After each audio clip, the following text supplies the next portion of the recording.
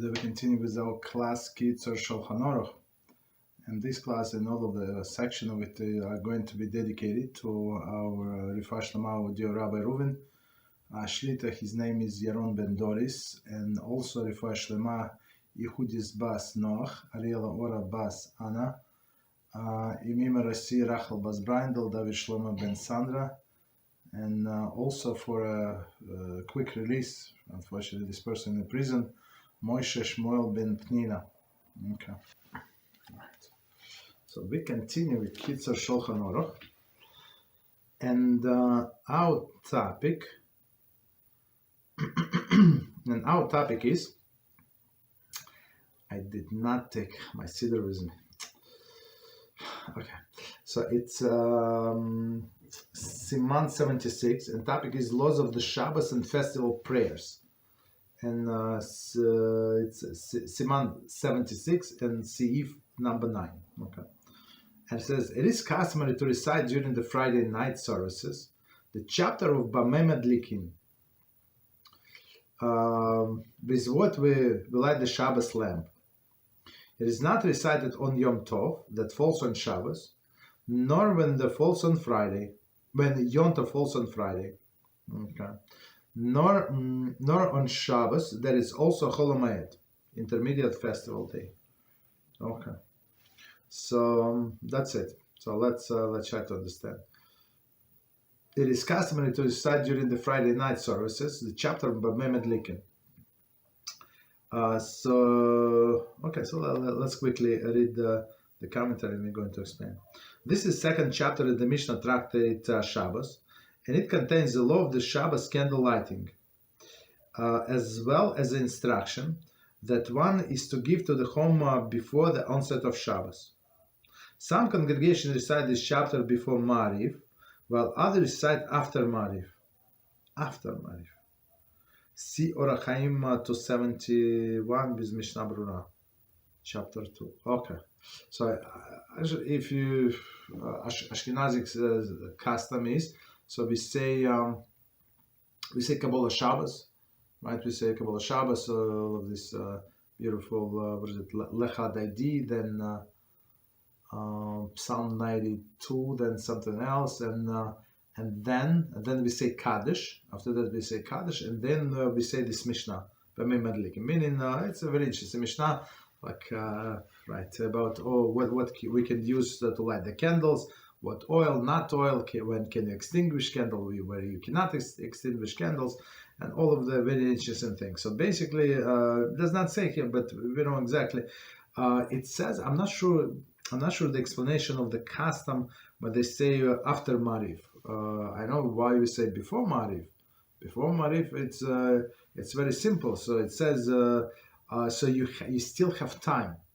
You still have time, especially in the summer when we pray a little early. So if person remember, I did not separate mussar, for example, if it's still time, so he can still run home and give his household instructions or about the candles, right? So meaning there is still time to give instructions. Yeah, maybe you're going to accept.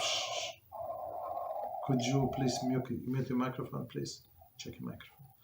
Okay, so right, so meaning that you can still go home, and only after that we say Kaddish the Rabbanan. 1 second, I apologize. One second, but just a minute.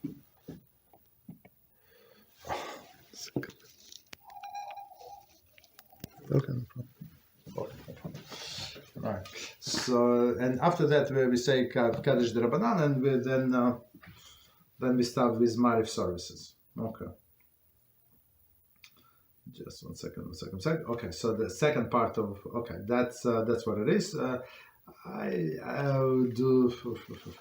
Do women say? I think women do not say it. Right. I think women do not say it, but men, all the men do.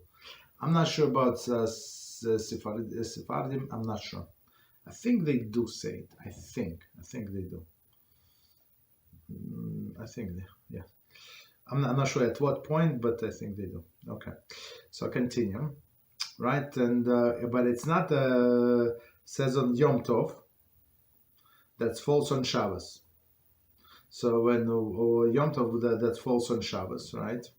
and commentaries, including Yom Kippur, right? Okay, because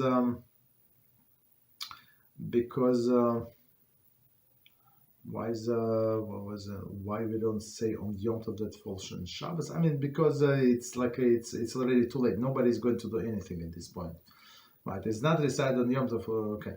Nor Yom Tov fall on Friday. So meaning when 2 days of Yom Tov, right? One is Friday, one is Shabbos, and because they already lit the candles.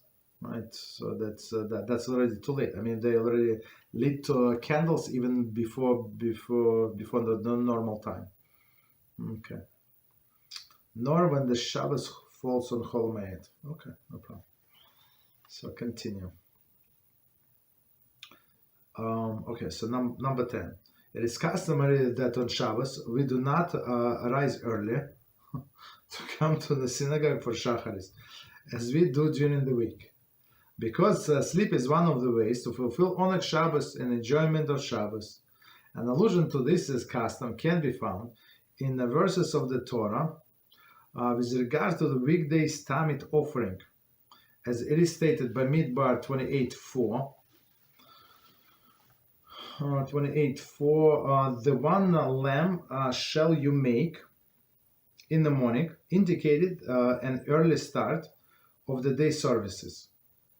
But with regard to the offering on Shabbos, it is stated in verse number 9, and on Shabbos day are 2 male lambs, which indicates the later time than morning.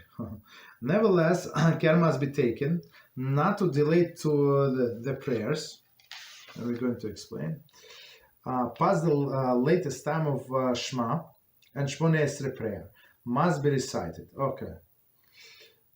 So they send us back in the beginning, I think in the volume 1, they say see 17:1 and 18:1. Okay, about the Shema and Shmoneh Esrei. Okay, so let's start from the beginning and we're going to explain.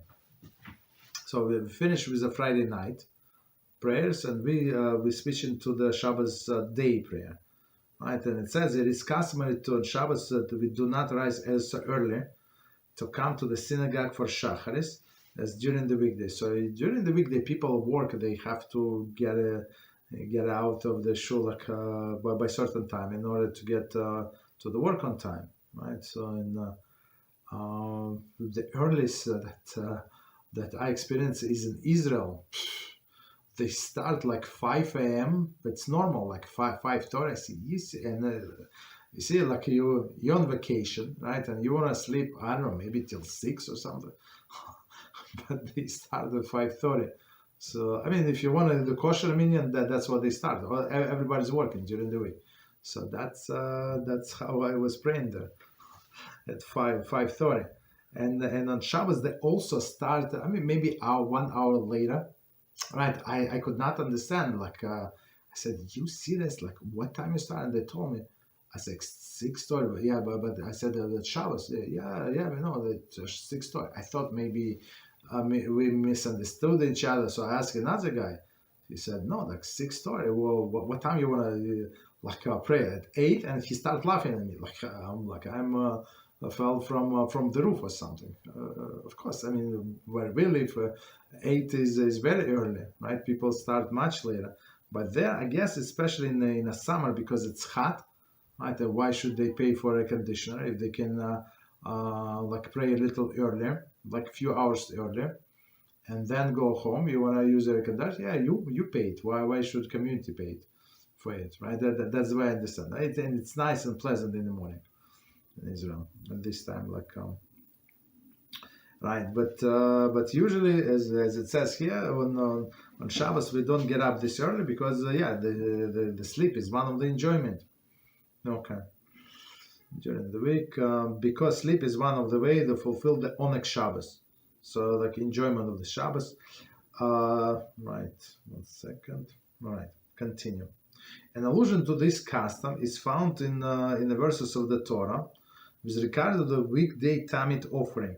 So Tamid is two offerings that we have daily, offerings that we have continuing offering, time continue offering, one in the morning, one in the afternoon. Okay. As it says in BeEzrat 28:4, one lamb you shall make in the morning, make in the morning, right? Indicated the early start of the day services, right? And in women usually don't say, but if they want, they can say. But men for sure say. We say it in the Shacharis in Karbonos, the whole procedure. What you do first, you clean the lamp, you take the ashes from the altar. You do this, you do that. All of this, right? All these steps of the morning sacrifices. But on Shabbos day it says on Shabbos day, so it does not say in the morning, day. So 2 male lambs, meaning you do it much later. So the problem is, I mean, do everybody follow that? I mean, in many places, yes, they do follow it. But some people, they pray Vesikin. So Vesikin is, I think we spoke about it before, like a first minyan, first available minyan, and it changes every day. It's a little different time. That depends on the sunrise. They go by the sunrise, so they don't go by this. I think the way I understand, at least in Vesikin minyan that I prayed several times, for me it was a little too much. But because it's like you have to get up at a different time. But in the winter it's a little later. In the summer it's much earlier. Like okay, right. But I think that they would still go by their normal time. And there is some I think it's American invention. They call it Ashkama minyan. So Ashkama minyan is unfortunately. It changed since then, but unfortunately, in olden days, in the beginning of the 20th century, end of the 19th century, people would pray Shacharis very early and then go to work, right? Because they work on Shabbos, basically.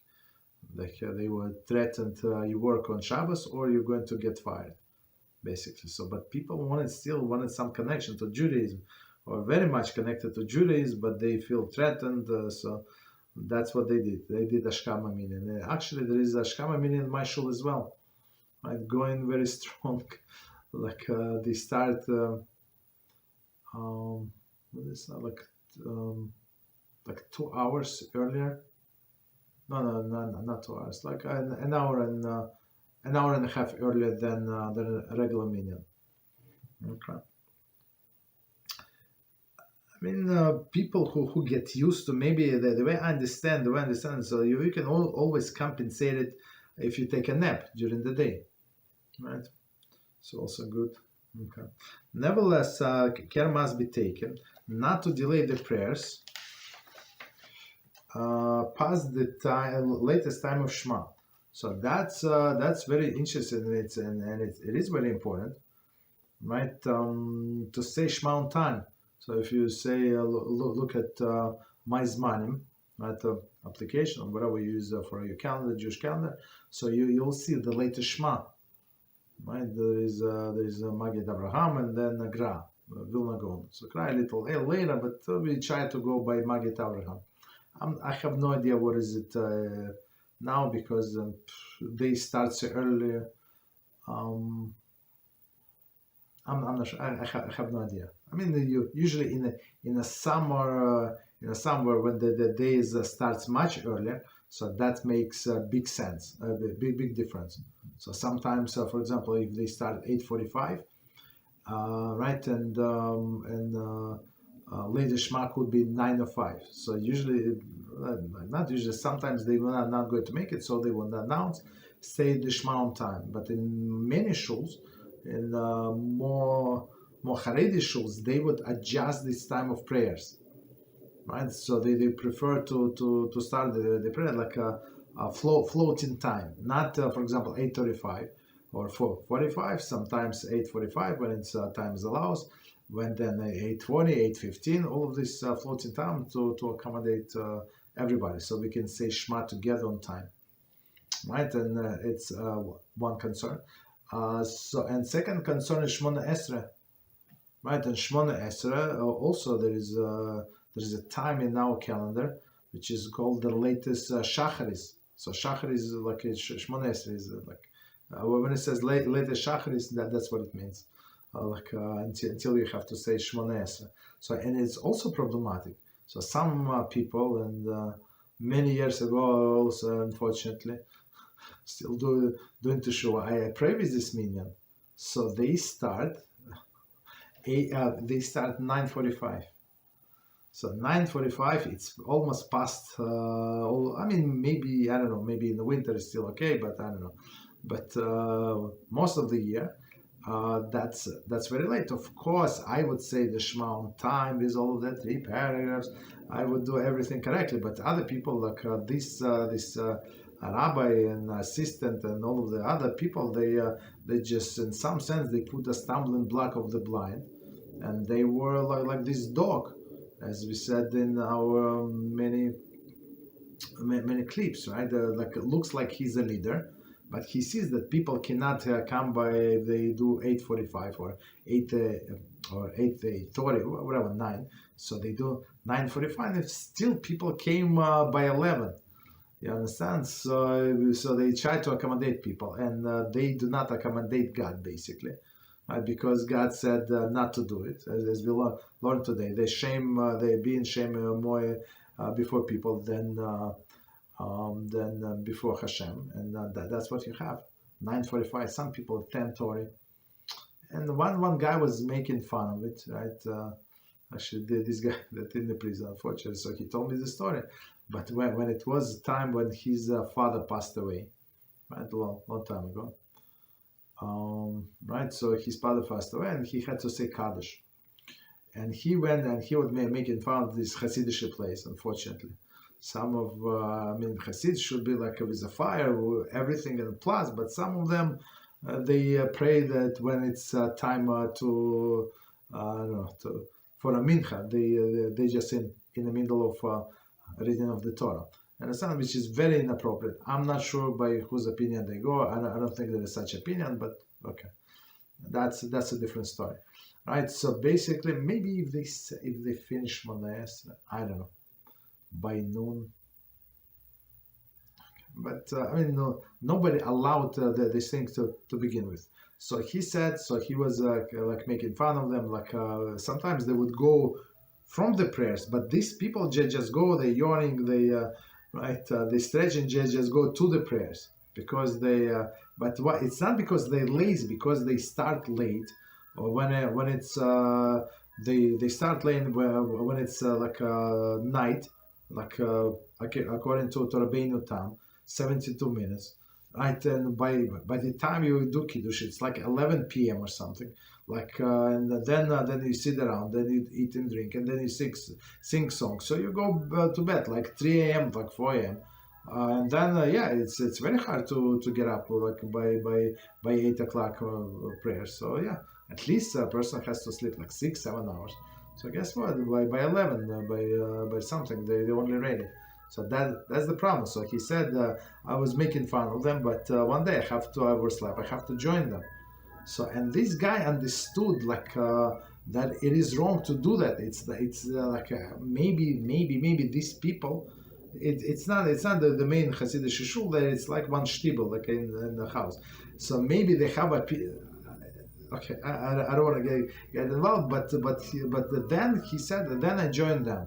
And that's the problem. You have to know, like, if you don't know, like, people follow halacha, so don't join them. So if you overslept, you need you go pray by yourself. You go to them. They say Kaddish. You need to say Kaddish for your father. So you say the Kaddish for your father. You understand? So that's the issue. That's the issue that people try to right. Right, so people don't have spine. So if you know that this is correct, this is according to halacha, and this is according to the lenient opinion, like some things are according to lenient, but this is not according to anybody's normal opinion. Maybe they made it up. So you don't join, don't join them. You missed it, right? And same with Shmona Esra. So again, some community they start like 8:30, where I live, right? At 9 a.m. Like one, I think start 9:15, but it's like it's too late. 9:15, even it's too late, right? So all right, and we have to see that to finish on time. So same with people who pray by themselves. They have to know this time, right? By what time they have to say Shema, and by what time they have to finish Shemona Esrei. Okay, so we continue. Sorry for this this noise on the background. So chapter 19. Okay, so right, later Shema, latest right. So we said it, no problem. Continue. So it says on Shabbos and Yom Tov, in addition to Tamid offering brought on a Beis Hamikdash, and Beis Hamikdash meaning temple, and Mussaf, literally additional offering was brought. It was preferably offered after the morning Tamid, right, which was parallel to the Shacharis prayer, and before the end of the 7th hour of the day. Okay. However, it was valid if offered during the day. So we're going to explain. A Mussaf prayer that we recite on Shabbos and Yom Tov after Shacharis prayer, the Mussaf offering, and the time that it is to be recited is derived from the halachas govern that offering. See Mishnah Berurah 286 1 and 2. The time for reciting Mussaf prayer is immediately after the Shacharis prayer, and it's not to be delayed, later than the end of the 7th hour of the day. If one did pray Mussaf after the 7th hour, he is considered negligent. But even so, he has fulfilled his obligation. For although it is preferable not to recite Mussaf so late, the time for recitation lasts the entire day. Okay, so basically it's all about Mussaf. I mean, there is much more to say, but Kitzur is very, very concise. Okay, so let's try to understand. So on Shabbos day, there is additional prayer, and it's actually when I'm talking to men now, right? When you read karbonos, like sacrifices in the morning, there is like insertion for Shabbos, like in a gray box. So one is for Shabbos, one is for Rosh Chodesh, right? So remember when you pray in all of the karbonos, there is some paragraphs that are marked. Some people they skip on Shabbos, but only a few of them, like three or four like small paragraphs. But other things you be saying, and we also must include this additional prayer for Shabbos in these sacrifices, right? And this Mussaf means additional prayer, is corresponding to that sacrifice. And usually, as it says, do it until the 7th hour. So what is 7th hour? What does it mean? So as we explained before, how light day divided in 12 hours, 12 parts, and then this light of the day, or whatever hours is it, they divide in 12 parts, and depends on the season. Sometimes in the summer it could be 75 minutes, in the winter it could be 43 minutes or something, or 41 minutes. So this is seasonal hour, right? So and when we say until the 7th hour, until the 7th seasonal hour, so all of the calculations go until like according to the seasonal hours, not the regular hours, not like a clock that we know. Of course, they translate it for us, or for our understanding, into this into our time, but they according to the seasonal hours. Okay. So it's again, one second, Tamid parallels. Okay. So this morning Tamid, Tamid is, as we said, it's a constant sacrifices. It's considered Shacharis, and then you have this Mussaf additional prayer. So on Shabbos and Yom Tov we bring additional prayer, additional sacrifices. Right, and these our prayers, as we always say, they correspond to the sacrifices that we used to have in the temple. So now usually they do little break. So usually that's what this rabbi speaks, right? He speaks between Shacharis what does it mean? Like we finish all the parts of Shacharis, we read the Torah, took it back, and then usually Rabbi speaks, right, or somebody else speaks for hopefully not very long, and hopefully he's not a Apikoros. That's sometimes it goes hand in hand together. Apikoros like to talk a lot. That's the issue.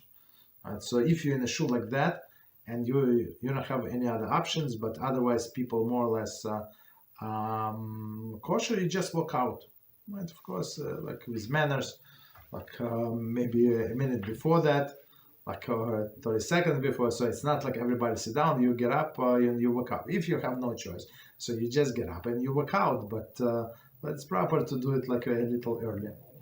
Okay, so that's what when they speak, and after that they start Mussaf. Okay. So he said that it's proper not to delay until the 7th hour. So usually, I mean, if you start a normal time, you're not going to delay after 7th hour. Like, right? Usually not. Right. But technically, you can pray Mussaf even like same time as Minchah. So Minchah, technically, don't do it, but technically we can do Minchah until the nightfall. It's not proper time. We try to pray until the sunset, but technically we can do until the nightfall, according to some opinions. Same with the Mussaf, right? And even a person prayed the Minchah with the congregation. He overslept. He was sick. Whatever happened, right? So now he can still pray Mussaf. Right, and in some shuls, what they do in the winter, because days so short and it's hard to get the people back for mincha, what they do, right, I saw it in several shuls, even in my neighborhood, right, because the shuls that struggle with people, right, struggle because people might not come, like they would come, eat, fall asleep, and don't come for a mincha. So what they do? They pray Shacharis, they pray Mussaf because they go together. They do Kiddush, meaning right in a shul, eat, sit, sing, whatever, without alcohol, of course. I don't know, half an hour, 45 minutes, I don't know how long, whatever long, right? And then they pray Mincha right then. There is no problem, right? So meaning after 6.5 hours of the seasonal hours, you can pray mincha. There is no problem. There is no problem. Okay, so that's what they do. And same with person. For example, if somebody is praying at home, somebody that does not feel well, and they want they have energy to pray mincha at that time. Okay, by all means, you're allowed. There is no problem. Okay. But the thing is that person cannot fast after afternoon. So meaning you must eat right before noon. That's why they do kiddush. So technically, what I'm trying to say, whatever they do is kosher. There is no problem, no violations. Okay. Right. Okay, so and last thing that we said, if one did pray Mussaf after the 7th hour, he is considered negligent. So negligent, it's not nice when Torah calls a person negligent, of course, but even so, he has fulfilled his obligation. So after the fact, for although it is preferable not to recite Mussaf so late, the time for recitation lasts the entire day, as we said. And even if a person prayed Mincha for his congregation, for example, he was in place where there was minyan and they were praying Mincha, okay, you can pray Mincha, and then you can pray technically Mussaf as well. Okay, so let me quickly check time. Okay, so I think we can do short halacha. Number 12. If one had before him the obligation to recite 2 Shabbos prayers, oh, here we go. One of them in Mincha prayer and one is Mussaf prayer. Here we go, exactly. Such as when he delayed reciting Mussaf prayer until 6.5 hours into the day, the time when one may begin reciting Minchah prayer. In this case, he must first recite Minchah prayer and afterwards Mussaf prayer. This is because Minchah is more frequent obligation, and it is our established rule that when faced with two mitzvahs to perform, one that applies more frequently and another less frequently, the one that applies more frequently performed first. Nonetheless, in a congregational setting, this should not be done. Mussaf should always recite it before Minchah. Okay, and right, the commentary, so we will try to explain BeEzrat HaShem, what it says here. All right, so from the beginning. So one had before him the obligation to recite two Shabbos prayers. One of them is Minchah prayer, and one is Mussaf prayer. I'm not sure why is that like this. Maybe he prayed maybe at home, I don't know, and then he went to, I'm not sure, or he prayed with a minion and then something happened and he had to leave. I'm not sure. So that's the situation. He already prayed the Shacharis prayer, and now he has to pray Minchah and Mussaf. Actually, it could be. It's also possible, very possible, that person missed the Shacharis prayer as well. Right? Possible. So now he would need to pray two Shmona Esres.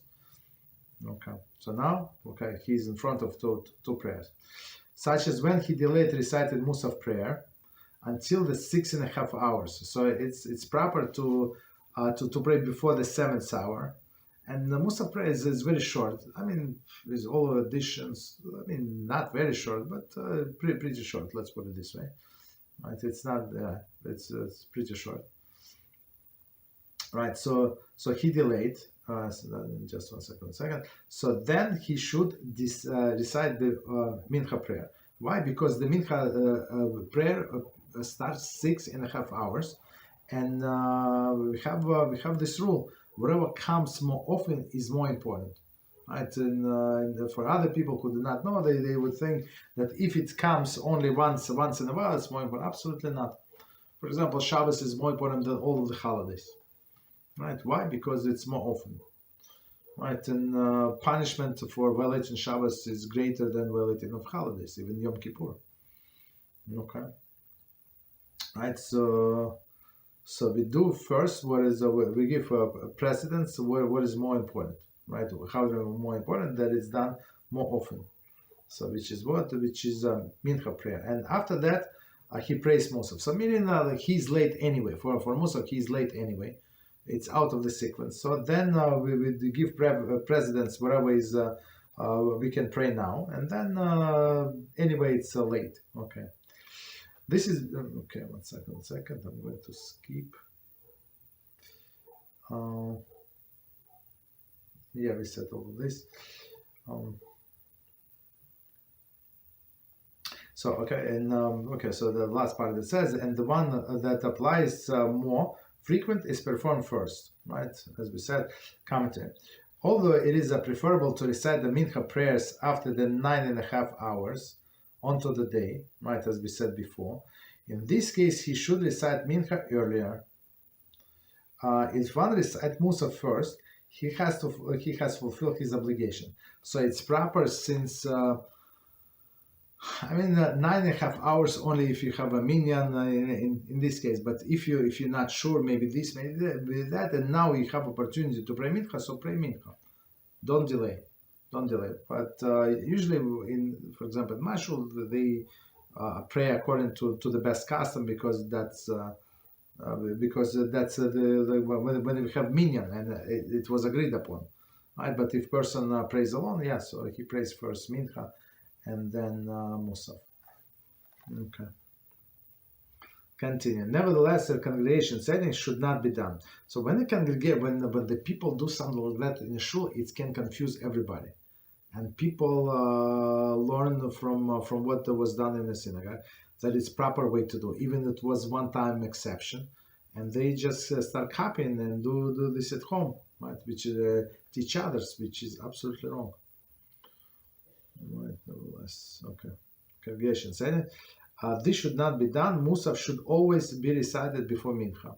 Okay, meaning because technically, if you think about it, there is still enough time, like in a day to pray Minchah and Mussaf. So even though we say that it's proper after 9.5 hours to pray Minchah, meaning closer to the sundown, but we pray here in the first opportunity. Okay. So like somebody who wants to be stringent and pray this Minchah at the best time possible. For example, I'm talking about weekday. I mean, we have to assess like if it's not going to be like too overburdened for you. So I think I said there is a few guys in my show. They're trying to be like according to all of the opinions. So they would come to my show to pray Minchah, then they're late, and then they leave because they want to pray Marif according to all of the opinions. You understand? I mean, if you don't have any other things to do, or it's like next to your house and it's like part of your schedule, there is no problem. But if you have to go somewhere and there is no parking, and then you double park, I don't know, like it's when it's too much burden, so better not to do it, right? Because a person can be burned out. Okay. So commentary. We're concerned that if Minchah would be recited first in a congregation, some people in congregation would draw the mistaken conclusion that the Minchah may always be recited before Mussaf, even before the time of Minchah. Okay. Right. So, wow. And I never thought about this one. Right. So he's saying that people would think that Minchah always must be said before the Mussaf. So even if it's not time for the Minchah, which is crooked understanding, but that's what it is. Okay. So I mean, right. So it's like we must know all of this exception in order, like on everyday life. Of course, we're going according to what the people do in the shul or whatever you used to do, like according to your schedule. But there's sometimes there are exceptions. That's some exceptions that we must know them. Okay, so let's stop here. Second.